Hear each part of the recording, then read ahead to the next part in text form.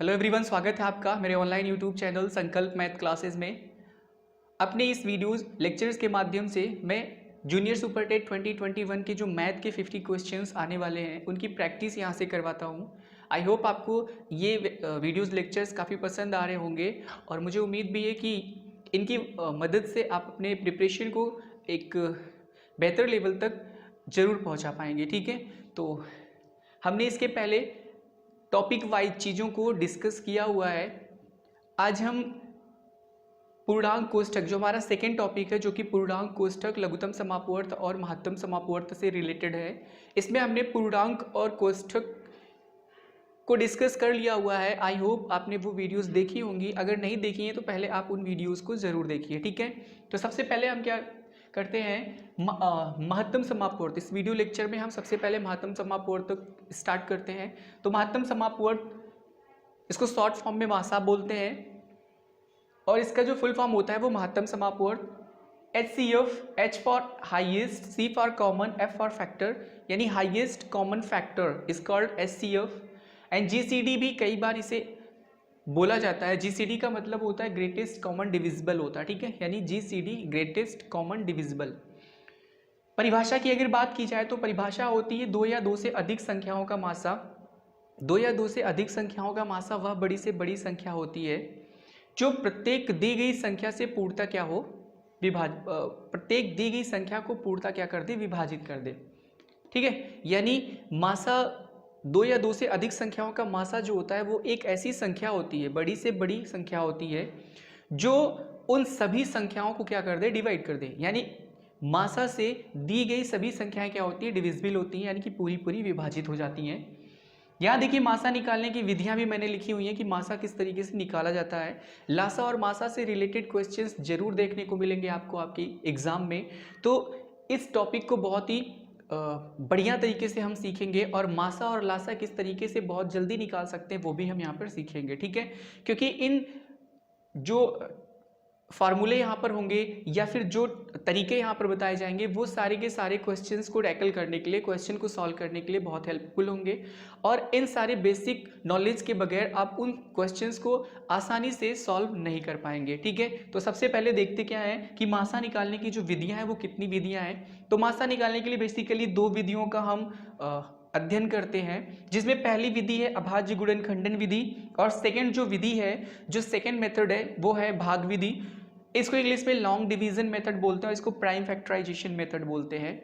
लासा और मासा निकालना आप में से बहुत सारे स्टूडेंट्स को पहले भी आता होगा। ठीक है, हम यहाँ पर तब भी सारी चीज़ें सीखते हुए चलेंगे एक सीक्वेंस की तरह। ठीक है, ताकि धीरे धीरे हम अपने सिलेबस को पूरा कर पाएँ और अपने जो एग्ज़ाम है उस एग्ज़ाम में अच्छे मार्क्स जो है वो गेन कर पाएँ।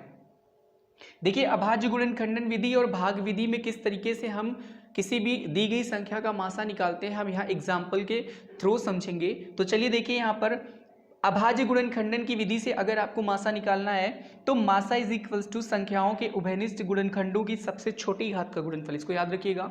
यहाँ देखिए उभयनिष्ठ शब्द पर ध्यान रखिएगा। उभयनिष्ठ यानी कि कॉमन, गुणनखंड यानी कि जो फैक्टर है, यानी जो कॉमन फैक्टर है उस कॉमन फैक्टर की सबसे छोटी घात, यानी जो उनमें सबसे छोटी घात है उन सबसे छोटी घात वाले कॉमन फैक्टर्स का गुणनफल ही क्या होता है, मासा होता है। अभी हम एग्जाम्पल के माध्यम से इसको सीखेंगे। देखिए यहाँ पर मैंने एग्जाम्पल लिखा है कि 35 एवं 42 का आपको क्या निकालना है, मासा। और इसको हम सबसे पहले अभाज्य गुणनखंड विधि से निकालेंगे और इसी का मासा हम भाग विधि से निकालेंगे और फिर देखेंगे कि क्या दोनों के द्वारा जब हमने मासा निकाला तो आंसर पर क्या इफेक्ट पड़ा, आंसर बराबर है या फिर बदल गया, ये भी हम यहाँ सीखेंगे। ठीक है, तो इस तरीके से अभाज्य गुणनखंड विधि से सबसे पहले हम इसे सॉल्व करने की कोशिश करते हैं और आप इसको समझते हुए भी चलिएगा, सीखते हुए भी चलिएगा। चीज़ें बहुत आसान है, आप प्रैक्टिस करेंगे तो कुछ भी मुश्किल नहीं है। ठीक है, तो चलिए सबसे पहले देखिए 35 एवं 42 का मासा कैसे निकालेंगे। 35 और 42 का मासा निकालने के लिए सबसे पहले हम यूज क्या करेंगे, अभाज्य गुणनखंड विधि यानी प्राइम फैक्टराइजेशन मेथड सबसे पहले हम यूज करेंगे। तो देखिए प्राइम फैक्टराइजेशन मेथड क्या होता है, गुणनखंड करना तो आप सबको आता होगा, जिसको नहीं भी आता होगा मैं अभी यहाँ बताऊंगा कि गुणनखंड किस तरीके से किए जाते हैं। तो हम करते क्या है, सबसे पहले हम यहाँ पर 35 और 42 को इस तरीके से लिखते हैं। इस तरफ हम उन संख्याओं को लिखेंगे जिनसे इधर वाली संख्या पूरी तरीके से डिविजिबल यानी कि विभाजित हो जाएगी, ठीक है। और साथ ही साथ इस बात का भी हमें ध्यान रखना है कि इस तरफ जो संख्याएं लिखी जाएं वो संख्या अभाज्य हो। और अभाज्य मैंने आपको बताया है, आप में से बहुत सारे स्टूडेंट्स को अभाज्य पता भी होगा कि प्राइम नंबर क्या होता है। अभाज्य ऐसी संख्याएं होती हैं जो केवल अपने आप से और एक से डिविजिबल होती हैं, यानी एक से विभाजित होती हैं और अपने आप से विभाजित होती हैं। या फिर इसकी डिफिनेशन हम ऐसे भी दे सकते हैं कि अभाज्य संख्याएं वो संख्याएं होती हैं जिनमें उभयनिष्ठ गुणनखंड केवल 2 हो और वो एक तो वो नंबर खुद हो और दूसरा एक, यानी एक और उस नंबर के अलावा कोई और उभयनिष्ठ गुणनखंड उसमें नहीं होना चाहिए। तो इस तरीके से, ठीक है, उभयनिष्ठ नहीं, यहां पर केवल गुणनखंड की बात होगी, ठीक है। तो यहां देखिए 35 जो है वो किससे डिविजिबल है, या तो 5 से या फिर 7 से, क्योंकि 5 सत्ते 35, 7 पचे 35। तो यहाँ आप कुछ भी लिख सकते हैं। शुरुआत हम छोटी संख्या से भी कर सकते हैं, बड़ी संख्या से भी कर सकते हैं। बचपन में हमें बताया गया था कि छोटी संख्या से ही लिखते हैं, सीक्वेंस की तरह से, सीक्वेंस, ताकि सीक्वेंस हो अच्छा लगता है, ठीक है। अदरवाइज आप किसी भी तरीके से कर सकते हैं। तो 5 का पहाड़ा अगर हम 35 में पढ़ेंगे तो 5 सत्ते 35। फिर हम सबको पता है कि 7 एक अभाज्य संख्या है, इसलिए 7 केवल 7 से डिविजिबल है, तो 7 एक कम 7। यहाँ देखिए 2 से ये डिविजिबल होगा क्योंकि लास्ट में 2 है। मैं आप यहाँ पर एक और वीडियो बनाऊंगा जिसमें आपको ये सारी चीज़ें सिखाऊंगा कि कौन सा नंबर किस संख्या से पूरी तरीके से डिविजिबल है, यानी इसको डिविजिबिलिटी रूल बोलते हैं, डिविजिबिलिटी बाय 2, यानी 2 से डिविजिबिलिटी, यानी 2 से विभाजित होने का कौन सा नियम है, 3 से, 4 से, 5 से, इसी तरीके से 7 से, 6 से, 9 से, 11 से, ठीक है। और भी बहुत सारी संख्याओं से किस तरीके से डिविजिबिलिटी रूल हम संख्या को देखकर ही बता सकते हैं कि किस तरीके से एक संख्या किस संख्या से डिविजिबल है, वो हम डिविजिबिलिटी रूल में पढ़ेंगे, ठीक है। यहाँ पर हम सीधे देखते हैं कि 2 अगर लास्ट में है, 0, 2 और 6, 8, अगर इसमें से कोई भी है 4, 0, 2, 4, 6, 8, इसमें से कोई भी अगर संख्या इकाई स्थान पे है तो वो 2 से डिविजिबल होती है, इतना याद रखिएगा। तो 2 दूनी 4, फिर 2 एक कम 2। यहाँ हम इस संख्या को केवल भाग करते हैं और भागफल इसके नीचे लिखते हैं। गुणनखंड जिसको नहीं आता मैं बता दूं, यहाँ पर जिस संख्या को हमने लिखा उस संख्या से इस संख्या को भाग देते हैं और भागफल इसके नीचे लिखते हैं। फिर इस संख्या से हमने इसे भाग दिया तो भागफल नीचे लिखा, क्योंकि 7 एक कम 7, यानी भागफल नीचे लिखते जाते हैं, ठीक है। तो यहाँ 2 को जब हम भाग देंगे 42, 2 से जब हम भाग देंगे 42 में तो 21 बार जाएगा। और फिर हमें पता है कि 3 सत्ते 21 होता है और 7 एक कम कितना होता है, 7 होता है। यहाँ पर देखिए 35 का जो अभाज्य गुणनखंड आया वो कितना आया, 35 का अभाज्य गुणनखंड 5 गुणे 7 आया। 5 गुणे 7 को एज इट इज 5 की घात 1 गुणे 7 की घात 1 भी लिख सकते हैं, क्योंकि किसी भी संख्या पर अगर घातांक 1 है तो उस संख्या का मान नहीं बदलता। 5 की घात 1 का मान 5 और 7 की घात 1 का मान 7 ही रहेगा। इसी तरीके से दूसरी संख्या हमारी 42 थी, तो 42 इज इक्वल्स टू कितना है, 2 × 3 × 7, यानी 2 गुणे 3 गुणे 7, 2 गुणे 3 गुणे 7। यहाँ पर भी अगर हम देखें तो 2 की घात 1, 3 की घात 1 और 7 की घात 1 ही होगी। अब मासा बराबर क्या होता है, मासा बराबर हमने अभी पढ़ा थोड़ी देर पहले कि मासा जो होता है वो संख्याओं के उभयनिष्ठ गुणनखंडों, इसमें जो संख्याएं उभयनिष्ठ होंगी उन संख्याओं के सबसे छोटी घात का गुणनफल। तो आप देखिए यहाँ पर कौन कौन सी उभयनिष्ठ गुणनखंड है, कौन कौन से, तो 35 में 5 और 7 है, 42 में 2, 3 और 7 है, तो केवल 7 ही एक ऐसी संख्या है जो उभयनिष्ठ है। और 7 की जो सबसे छोटी घात है वो क्या है, 1 है। 1 के अलावा तो और कोई घात यहाँ पर दिख नहीं रही है, इसलिए 7 की जब सबसे छोटी घात होगी वो 1 होगी और 7 की सबसे बड़ी घात भी यहाँ 1 ही है, ठीक है। तो इस तरीके से आप देख सकते हैं कि जो उभयनिष्ठ गुणनखंड है वो 7 की घात 1 है और 7 की घात 1 का मान हो गया 7। तो इस तरीके से ये हो गया 7, ठीक है। आई होप आपको चीज़ें समझ में आ रही होंगी। तो इस तरीके से मासा जो होता है वो संख्याओं के उभयनिष्ठ गुणनखंडों में जो सबसे छोटी घात होती है उसका गुणनफल होता है। गुणनफल क्यों लिखा गया, क्योंकि यहाँ पर केवल एक ही उभयनिष्ठ गुणनखंड था, इसलिए यहाँ पर कोई गुणनफल नहीं हुआ। कई बार एक से ज़्यादा गुणनखंड जो है वो उभयनिष्ठ होते हैं, तब उस कंडीशन में हमें उस सभी उभयनिष्ठ गुणनखंडों की सबसे छोटी घात का गुणनफल करना पड़ता है, ठीक है। क्वेश्चन जब हम इसका सॉल्व करेंगे तब हम देखेंगे किस तरीके से चीज़ें सॉल्व होती हैं, ठीक। तो ये तो हुआ अभाज्य गुणनखंड विधि। अब हम इसी समय भाग विधि भी देखते हैं और इसी एग्जाम्पल पर देखते हैं कि क्या मासा इतना ही है। तो यहाँ पर मैं आंसर लिख देता हूँ कि मासा जो आया था यहाँ पे वो आया था कितना, 7। अब हम क्या करते हैं, भाग विधि से सीखते हैं। तो भाग विधि से करने के लिए यहाँ से मैं इसे हटा देता हूँ, आई होप आपने इसे सीख लिया है। अब देखिए भाग विधि में करने के लिए सबसे पहले हमें ये डिसाइड करना होता है कि कौन सब इसमें छोटा है। ठीक है, यहाँ दो संख्याएं हैं तो दो संख्याओं को इसलिए आप बता सकते हैं कि कौन छोटा है। अगर दो से ज़्यादा संख्याएं हैं तो भी हमें ये काम करना होता है, और सबसे बड़ी संख्या को क्या करना होता है, उससे छोटी वाली संख्या से भाग देना होता है।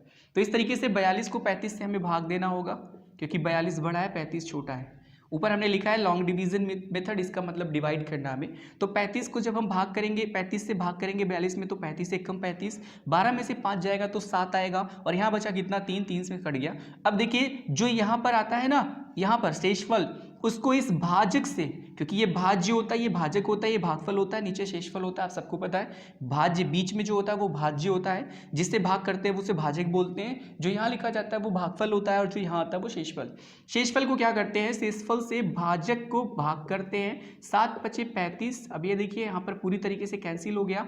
इधर जो संख्या आती, इधर वाली नहीं, इधर वाली जो संख्या आती है, इस बात को ध्यान रखिएगा, भागफल नहीं होता, बल्कि जो ये भाजक होता है, जो पहले आपका शेषफल था वो भाजक ही आपका क्या होता है, मासा। तो इस तरीके से मासा कितना आ गया, 7। यहाँ भी मासा 7, यहाँ भी मासा 7। इसका मतलब चाहे हम भाग विधि इस्तेमाल करें या फिर प्राइम फैक्टराइजेशन, जिसको हम अभाज्य गुणनखंड विधि बोलते हैं, तो दोनों विधियों से हमारा आंसर जो होता है वो सेम होता है, इक्वल होता है, एक जैसा होता है। ठीक है, आई होप आपको चीज़ समझ में आ गई। तो इस तरीके से अभाज्य गुणनखंड, और ये हमारा क्या है, भाग विधि। अभाज्य गुणनखंड में हमें क्या करना होता है, जितनी संख्याएं दी हुई होती हैं उन सभी संख्याओं का हमें अभाज्य गुणनखंडन करना होता है, फिर उन्हें हमें अभाज्य गुणनखंड के रूप में लिखना होता है। और इस जो यहाँ स्टेटमेंट लिखी है इसे आप फार्मूला मानिए या फिर स्टेटमेंट के रूप में इसे याद कर लीजिए। इस स्टेटमेंट की मदद से हम मासा निकालते हैं, जिसमें यह है कि मासा जो होता है वो संख्याओं में उभयनिष्ठ जो गुणनखंड होते हैं उनकी जो सबसे छोटी घात होती है उनका गुणनफल होता है। ठीक है, आई होप आपको चीज़ें समझ में आ रही होंगी। Very good. चलिए अभी नेक्स्ट टॉपिक हमारा क्या है, लासा, जिसको लघुत्तम समापवर्त बोलते हैं। इंग्लिश में इसको लोएस्ट कॉमन मल्टीपल बोलते हैं। L for lowest, C for common, M for multiple, यानी लोएस्ट कॉमन मल्टीपल। ओके, चलिए देखिए परिभाषा यहां पढ़ लेते हैं। वह छोटी से छोटी संख्या, वह छोटी से छोटी संख्या जो प्रत्येक दी गई संख्या द्वारा पूर्णतया विभाजित हो जाती है। यहां देखिए क्या लिखा था, वह बड़ी से बड़ी संख्या जो प्रत्येक दी गई संख्या को क्या कर दे, विभाजित। यहां पर जितनी संख्याएं दी गई हैं उन संख्याओं को विभाजित करने वाली संख्या, बड़ी से बड़ी संख्या, वो मासा है। और यहां पर क्या है, यहां पर बोल रहा है कि वो छोटी से छोटी संख्या जो दी गई संख्याओं से कट जाए, यानी यहां पर एक संख्या होगी और दी गई संख्याओं से कट रही होगी, और यहां पर एक संख्या होगी जो दी गई संख्याओं को काट रही होगी। ठीक है, यानी यहां पर विभाजित कर रही है और लासा में विभाजित हो रही है। ठीक है, आई होप आपको चीज़ समझ आ रही है। तो वह छोटी से छोटी संख्या जो प्रत्येक दी गई संख्या से पूर्ण रूप से क्या हो जाए, विभाजित हो जाए, वो लासा होती है या लघुत्तम समापवर्त कहलाती है उन संख्याओं का। लासा निकालने की विधि यहाँ भी देखिए, अभाज्य गुणनखंडन विधि और भाग विधि, दो ही विधियां यहाँ पर भी हैं। ठीक है, तो हम करते क्या, अभाज्य गुणनखंड विधि। अभाज्य गुणनखंड विधि में अगर आपको करना है तो फिर से यहाँ पर जिस तरीके से मासा निकालने के लिए एक स्टेटमेंट लिखी गई थी, वैसे ही यहाँ पर लासा निकालने के लिए भी एक स्टेटमेंट लिखी गई है, और वो स्टेटमेंट है कि संख्याओं में सम्मिलित, यहाँ सम्मिलित पर ध्यान दीजिए और यहाँ पर उभयनिष्ठ पर ध्यान दीजिए। यहाँ पर उभयनिष्ठ यानी जो दोनों या दो से ज्यादा भी अगर आपके पास संख्या है तो उन सभी संख्याओं में जो उभयनिष्ठ गुणनखंड है उसकी सबसे छोटी घात को आपको देखना है। और यहाँ पर सम्मिलित यानी कि उन संख्याओं में जितने भी गुणनखंड सम्मिलित हैं उन सभी गुणनखंडों की बात यहाँ पर की जाएगी। तो संख्याओं में सम्मिलित अभाज्य गुणनखंडों की सबसे बड़ी घात का गुणनफल, यानी यहाँ पर सबसे बड़ी घात का गुणनफल होगा। और साथ ही साथ ये भी ध्यान रखना है कि सम्मिलित बोला है, सम्मिलित का मतलब उसमें कोई भी गुणनखंड छूटना नहीं चाहिए। यहाँ पर केवल कॉमन गुणनखंड लिया जाता है और यहाँ पर सभी गुणनखंडों की बात की जाती है, इस बात को याद रखिएगा। चलिए एग्जाम्पल के फॉर्म में मैं आपको इसे समझाने की कोशिश करता हूं। यहाँ पर लिखा है 15, फिर 18 एवं 27 का लासा निकालना है, अभाज्य गुणनखंड विधि से निकालना है। तो सबसे पहले हमें अभाज्य गुणनखंडन करना पड़ेगा। तो देखिए 15 का अभाज्य गुणनखंडन, फिर 18 का अभाज्य गुणनखंडन और फिर 27 का अभाज्य गुणनखंडन। ठीक है, 15 आप सबको पता है कि 15 3 से कटता है, तो 3 × 5 = 15। यहाँ पर जो भी संख्या लिखी जाएगी वो अभाज्य संख्या होगी और साथ ही साथ इस संख्या को पूरी तरीके से डिवाइड करने वाली संख्या होगी। अभाज्य संख्या आई होप आपको समझ में आ गया होगा। यहाँ पर 4, 6, 8, 9 ये सब नहीं लिखा जा सकता, 2, 3, 5, 7, 11, 13 ऐसी संख्या यहाँ पर लिखी जा सकती है। फिर देखिए 5 एक अभाज्य संख्या है तो 5 5 से ही कटेगा, फिर 5 × 1 = 5। यहाँ पर जो संख्या होती है उससे संख्या को भाग दिया जाता है और उसके नीचे उसका भागफल लिखा जाता है, इसको याद रखिएगा। 18 देखिए 2 और 9 बार जाएगा तो 2 × 9 = 18, फिर 3 3 त्रिक का होता है 9, और फिर यहाँ पर देखेंगे तो 3 × 1 = कितना हो जाएगा, 3 हो जाएगा। ठीक है, तो 2 × 9 = 18, फिर 3 त्रिक 9 और फिर 3 एकम 3, ठीक, कंप्लीट हो गया। फिर देखिए 3 9 27, फिर 3 त्रिक 9 और फिर 3 एकम क्या हो गया 3, ये भी आपका क्या हो गया कंप्लीट हो गया। आई होप चीज़ें आपको समझ में आ गई। अब इस तरीके से यहाँ पर हमने क्या देखा कि 15 का अभाज्य गुणनखंड है 3 × 5, और अगर हम इसे घातों के रूप में लिखें तो 3 की घात 1 × 5 की घात 1 लिख सकते हैं। ऐसे ही अगर हम बात करें किसकी 18 की, तो 18 को हम लिख सकते हैं 2 × 3 × 3, और घात के रूप में अगर बात करें तो 2 की घात 1, लेकिन 3 और 3 का गुणा हो रहा है, इसका मतलब गुणे 3 की घात कितना 2। किसी एक ही जैसी संख्या का अगर एक से ज़्यादा बार गुणा हो तो जितनी बार गुणा होता है वो उसके ऊपर उसके घात के रूप में लिखी जाती है। तो संख्या 3 का 2 बार गुणा हो रहा है, इसलिए 3 की घात कितनी हो जाएगी 2। 3 बार गुणा होता तो 3 की घात 3, ऐसे ही 4 बार गुणा होता तो 3 की घात 4। आई होप चीज़ें आपको समझ में आ रही हैं। नेक्स्ट आपका क्या है, नेक्स्ट है 27। तो 27 को आप क्या लिख सकते हैं 3 × 3 गुणे कितना 3, 3 × 3 × 3 का मतलब 3 की घात कितना 3, तो इस तरीके से 3 की घात 3। अब देखिए इसमें बोला है कि सम्मिलित गुणनफल, तो सम्मिलित कितने गुणनफल है, सबसे पहले इसे आप कंसीडर करिए। तो हम लासा जब निकालेंगे तो देखेंगे कि सम्मिलित गुणनफल तो कौन कौन सी संख्याएं हैं। देखिए 3 है, 5 है, 2 है, 3 3, इसका मतलब 2 3 और 5, केवल यही 3 संख्याएं इन तीनों संख्याओं के गुणनखंड में सम्मिलित है कि नहीं। देखिए 3 5 2 3 3, क्या 2 3 और 5 के अलावा कोई और संख्या इस्तेमाल हुई है, बिल्कुल नहीं। तो सम्मिलित कितने गुणनखंड हुए 3, और कौन कौन से 2 3 और 5। अब इन 2 3 और 5 की सबसे बड़ी घात का गुणनफल ही लासा होगा। तो बताइए 2 की सबसे बड़ी घात क्या है, ये वाली, यानी 2 की घात 1। 3 की सबसे बड़ी घात क्या है, ये वाली 3 की घात 3, और 5 की सबसे बड़ी घात है 5 की घात 1, ठीक है। अब 2 की घात 1 का मान तो 2 ही होगा, 3 की घात 3 का मान होता है 27, और 5 की घात 1 का मान होता है 5। 5 और 2 का गुणा हो जाएगा 10। गुणनफल क्या होता है, क्रमविनिमय होता है, ऑर्डर पर डिपेंड नहीं करता, आपको मैंने पहले बता दिया है। इसलिए चाहे इसका इसमें गुणा करके इसमें करिए, चाहे इसका इसमें गुणा करके इसमें करिए। तो हम करते क्या है, इजी बनाने के लिए क्वेश्चंस के सॉल्यूशन को ऐसे नंबर्स को पहले मल्टीप्लाई कर देते हैं जिसमें नंबर ऑफ जीरो ज़्यादा मिले, यानी जीरो ज़्यादा मिले, क्योंकि जीरो से मल्टीप्लाई फिर आसान हो जाता है। जैसे अगर हम यहाँ 2 और 27 का गुणा करें, फिर उसमें 5 का गुणा करें तो थोड़ा टाइम तो हमें लगेगा, पर अगर हम 5 और 2 का गुणा कर दें 10, और 27 का सीधे 10 में गुणा हो जाएगा, तो आप सीधे बता सकते हैं कि कितना आएगा 270, यानी लासा कितना आ गया 270। आई होप आपको चीज़ें समझ में आ रही होंगी, वेरी गुड। अब चलिए नेक्स्ट इसी क्वेश्चन को हम क्या करते हैं, भाग विधि से अप्लाई करते हैं। तो भाग विधि से सॉल्व करने के लिए बहुत ही आसान होता है। यहाँ पर मैं लिख देता हूँ कि लासा कितना आया था हमारा, इसमें लासा हमारा आया था 270। फिर हम देखेंगे कि क्या भाग विधि में हमारा लासा वही आता है। बहुत आसान है, आप करके देखिए, देखिए बहुत आसान है। करना क्या है, यहाँ पे 15 18 27 इस तरीके से तीनों को एक साथ लिख लीजिए, या जितनी भी संख्याएं यहाँ पे हैं सबको एक साथ लिख लीजिए कामा लगा के, ठीक है। अब देखिए 15 18 27 जिस संख्या से कट रही है काटते चलिए। तो सबसे पहले 2 लिखिए, तो 2 से 15 तो डिवाइड होता नहीं है, जो डिवाइड नहीं होगा वो ज्यों का त्यों नीचे लिख दिया जाएगा। फिर 2 से 18 को डिवाइड करेंगे, कितनी बार जाएगा 9 बार। 2 से 27 डिवाइड नहीं होता, जो डिवाइड नहीं होगा उसे ज्यों का त्यों लिख देंगे। 15 फिर 9 फिर 27, 3 से कैंसिल होता है, तो 3 से जब 15 को डिवाइड करेंगे तो 5 बार जाएगा, 9 को डिवाइड करेंगे तो 3 बार जाएगा, 27 को डिवाइड करेंगे तो 9 बार जाएगा।